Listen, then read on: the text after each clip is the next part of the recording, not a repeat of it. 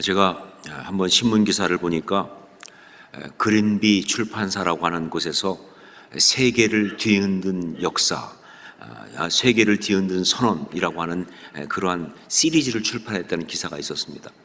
자, 그런데 그러면서 거기서 말하기를 역사의 물줄기를 바꾸는 것은 바로 위대한 선언들이다라고. 역사의 물줄기를 바꾸는 것은 위대한 선언들인데 그 중에 정말 중요한 것을 골라서 다루었다라고 그렇게 소개하고 있습니다. 그러면서 거기서 가장 먼저 다룬 것이 뭐냐? 1848년에 출판된 마르크스와 엥겔스의 공산당 선언이라고 하는 것이었어요. 공산당 선언.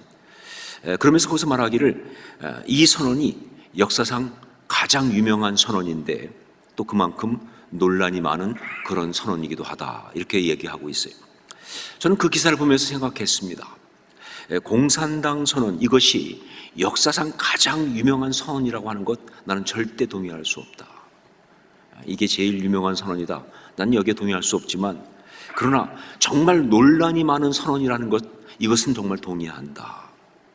그러면 생각하기를 이것은 인류를 정말 고통스럽게 한, 어떻게 보면 있어서는 안 되었던 선언이었다.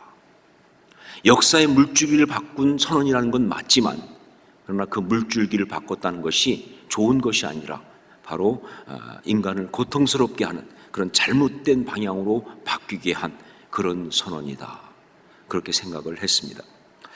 오늘 제가 갑자기 이 선언이라는 걸 가지고 말씀을 시작하는 까닭은요, 오늘 말씀에 진짜 역사의 물줄기를 바꾼, 그것도 정말 아름답게 바꾼 그야말로 참된 선언이 나오기 때문에 그렇습니다.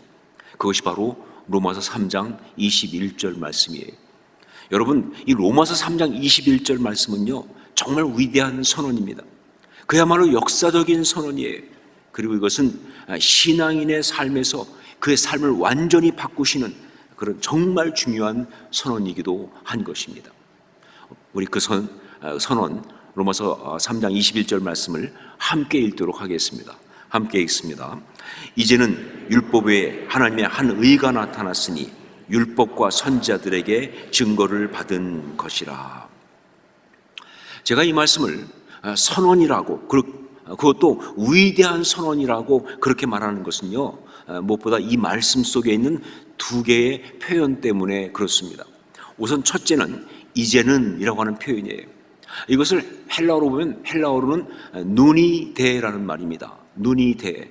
근데 그 눈이는 뭐냐? 영어로 표현하면 바로 now라는 말이죠. now. 이제는. 그리고 대는 뭐냐? 영어로 표현하면 but.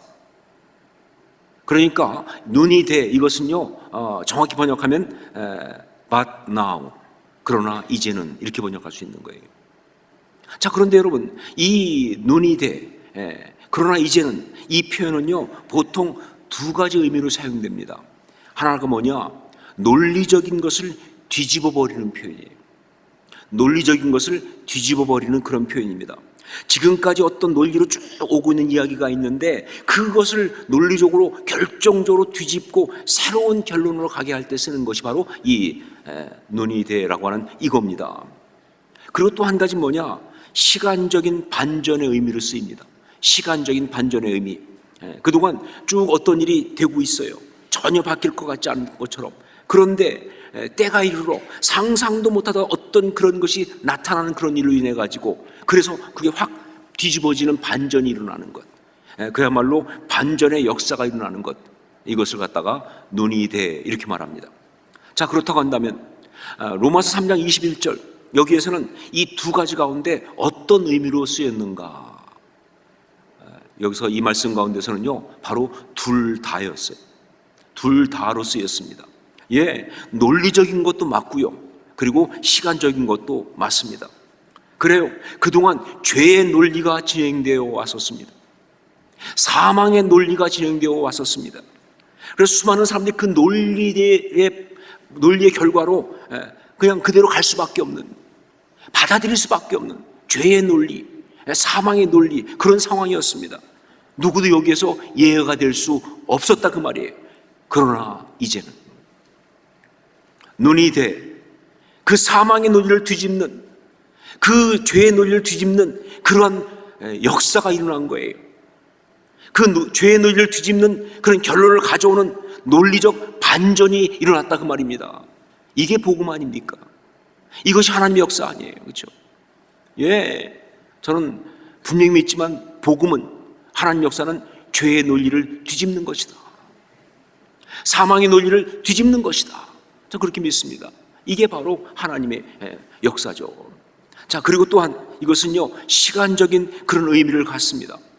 역사 속에, 인간의 삶 속에 그냥 그렇게 쭉 살아왔는데 거기에 하나님의 때가 이른 거예요. 하나님께서 임하시고 간섭하시는 그 역사하심의 때가 이른 것이다 그 말이에요. 그동안 정말 오랫동안 기다렸습니다.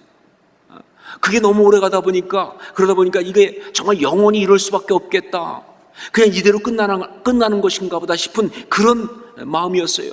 그냥 계속 이렇게 살아야 되나 보다. 그래서 정말 소망도 없고 희망도 없는 그런 상황이었습니다. 그러나 이제는 눈이 돼 하나님의 역사가 일어난 거예요. 거기서 상상도 못했는데 하나님의 역사가 일어난 거예요. 그래서 이것은 일종의 선언이다 그 말입니다. 바로 이제는 이라고 하는 것 때문에 이건 선언이고요. 그리고 두 번째로 하나님의 한 의가 나타났으니 라는 표현입니다.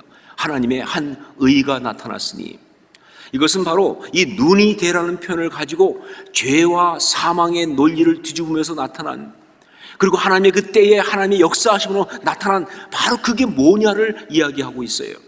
예, 그동안 있었던 의가 아닌 하나님의 한 의가 나타났다는 거예요. 이걸 선언적으로 말한 겁니다. 자, 그렇다고 한다면 그게 뭘 말하는 것이냐? 그러기 위해서 먼저 이 의라는 것이 무엇인지를 알 필요가 있죠. 여러분, 의 혹은 의로움, 그게 뭘 말합니까? 무슨 뜻입니까? 사전적으로 보면요, 옳은 것, 바른 것, 그런 이야기예요. 자, 그런데 여러분, 신앙적으로는 조금 다르죠. 신앙적으로 이것은 우리에게 무엇을 말하는 것일까요? 저는 이렇게 정의합니다. 의는 바로 하나님이 우리를 지으셨던 원래의 모습을 말하는 것이다. 그것이 무엇이든, 의는 그냥 윤리도덕적으로 바른 것, 이게 아니라 하나님이 우리를 지으셨던 원래의 모습을 말하는 것이다. 그렇기 때문에 의는 죄로 망가지고 죄 때문에 파괴되었던 어떤 그런 것이 아닌 하나님이 지으신 본래의 모습, 그게 바로 의다. 그 본래의 모습 돌아가는 것, 그게 바로 의다라고 할 수 있는 거예요. 그렇기 때문에 그동안 인간에게는요, 의가 없었습니다. 그 의로 돌아갈 방법이 없었습니다. 나름 여러 가지 노력들을 많이 했지요. 어떤 윤리 도덕적인 것 가지고, 어떤 훈련을 가지고, 어떤 종교를 가지고.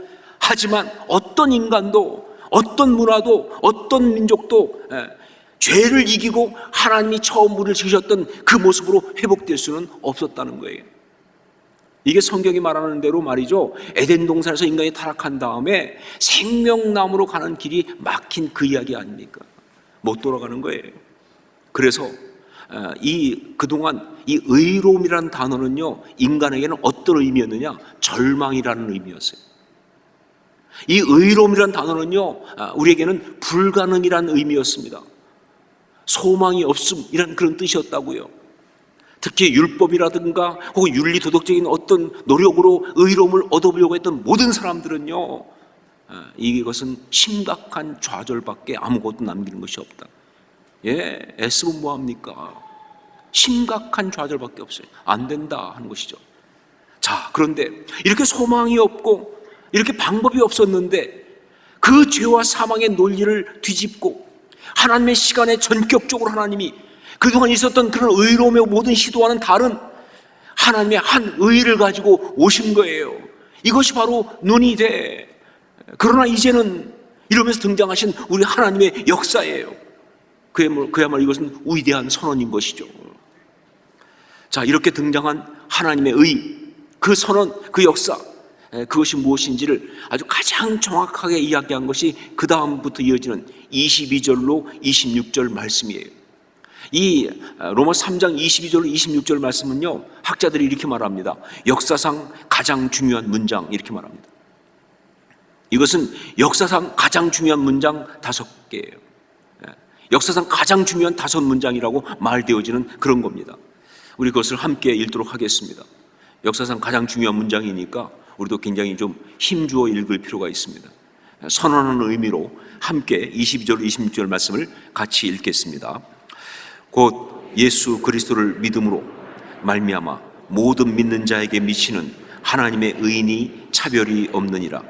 모든 사람이 죄를 범하였음에 하나님의 영광에 이르지 못하더니 그리스도 예수 안에 있는 속량으로 말미암아 하나님의 은혜로 값없이 의롭다 하심을 얻은 자 되었느니라. 이 예수를 하나님이 그의 피로써 믿음으로 말미암는 화목제물로 세우셨으니 이는 하나님께서 길이 참으시는 중에 전에 지은 죄를 간과하심으로 자기의 의로우심을 나타내려 하심이니 곧 이때에 자기의 의로우심을 나타내사 자기도 의로우시며 또한 예수 믿는 자를 의롭다 하려 하심이라. 아멘. 우리에게는요 소망이 없었습니다. 우리한테는요 방법이 없었습니다. 자, 그런데 하나님께서 상상도 못한 방법을 쓰셨습니다. 그것은 예수 그리스도, 하나님의 아들이, 아니 하나님 자신이 친히 이 땅에 육신을 입고 오셔서 우리와 함께 되신 거예요. 여러분, 말이 됩니까? 하나님이 육신을 입었다는 것이. 그런데 하나님이 친히 이 땅에 오셔서 육신을 입고 우리와 함께 되시고, 그리고 그러면서 또 친히 우리를 위해서 대신 십자가에 달려 죽으신 거예요. 여러분, 하나님이 죽으신다, 이건 말이 안 되는 얘기 아니에요. 그런데 우리를 위해서 친히 십자가에 대신 달려 죽으시면서 우리의 죄값을 다 갚아버리고, 전 여기에 늘 감동이 있어요. 우리의 죄값을 다 갚아버리고, 그리고 그 사망에서 부활하시면서 바로 사망을 이기는 궁극적 승리를 이루시는 바로 그 방법. 정말 다른 방법이죠. 바로 그 방법으로 임하신 거예요. 그러므로 이젠 누구든지 예수 그리스도를 믿기만 하면 예수 그리스도께서 십자가에서 행하신 그 모든 의의를 그대로 받을 수가 있는 거예요. 자기가 얼마나 훌륭하냐, 얼마나 도덕적으로 완벽하냐, 혹은 어떤 그런 수양을 쌓았느냐, 혹은 얼만큼 어떤 그런 무슨 것을 다 해결했느냐, 그거 상관없이 그냥 뭐예요, 그냥 예수를 믿기만 하면 그렇지 못해도 그냥 상관없이 의롭다고 여김을 받을 수가 있게 된 거예요. 여러분, 이게 바로 하나님의 의입니다. 이게 하나님의 의예요. 여러분, 그러므로 모든 인생에 있어서 반드시 한 번은 있어야 되는 그런 선언이 있다고 한다면 그것이 바로 이거죠. 그러나 이제는 하나님의 한 의가 나타났으니 라는 선언입니다. 모든 인생에 있어서 반드시 한 번은 있어야 되는 정말 선언이 있다고 한다면 바로 이거예요. 그러나 이제는 하나님의 한 의가 나타났으니. 자, 그렇다고 한다면 구체적으로 하나님의 한 의가 나타났으니 이 역사가 일어나는 것은 어떤 것들인가? 이걸 구체적으로 말하면 어떻게 말할 수 있느냐? 오늘 말씀 보면 바울 사도는 바로 이걸 말하면서 3가지의 비유적인 개념을 사용하고 있습니다. 그 첫 번째가 뭐냐? 법정의 개념을 가지고 이야기하고 있습니다. 법정의 개념. 의롭게 여긴다 하는 말이 바로 그 얘기입니다. 지금 법정에서 죄인이라고 그렇게 고발당한 거예요. 고발하는 자의 고발도 당연히 그렇지만 자기 자신이 봐도 나는 죄인임을 인정할 수밖에 없는 그런 상황입니다. 그래서 정말 꼼짝없이 죄인으로 그렇게 판결을 받아야 되는 상황인데, 그런데 하나님의 의는 뭐냐? 바로 그런 자리에서 우리를 의롭다고 여겨주심으로, 그래서 우리를 고발하는 그 모든 고발을 다 무력화시키는 바로 그 역사, 그게 바로 우리가 받은 은혜라고 하는 거예요. 여러분, 그렇습니다. 우리가 받은 은혜는 바로 이 이야기입니다. 삶 속에서 사단 마귀의 고발을 당하면서 특별히 나의 죄책감이 나를 무너뜨릴 때 난 거기서 벗어날 수가 없지요.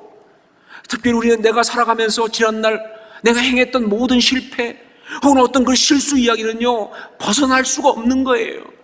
이건 정말 계속 나를 따라다니면서 나를 고발하는 고발의 올무가 되어서 나를 옥죄이고 난 그 속에서 그냥 무너질 수밖에 없는 그런 상황인데, 그런데 하나님께서 나를 의롭다 하심으로, 그런데 하나님의 한 의가 나타남으로, 다른 것은 아무것도 필요 없고 그냥 예수 그리스도를 주로 고백한 그 믿음, 하나님의 은혜를 믿고 의지한 그것만 가지고 우리를 의롭다고 하심으로 그 모든 고발을, 그 모든 죄책감을 다 잠재워 버리시는 것, 이것이 바로 우리가 받은 은혜입니다. 여러분, 이것은 내 삶 전체를 구원하시는 그런 은혜일 뿐만 아니라 나의 삶의 모든 순간순간 나를 고발해오는 그 모든 죄로부터 우리를 지켜주시는 그러한 하나님의 은혜의 역사이기도 한 거예요. 여러분에게는 이것이 있습니까?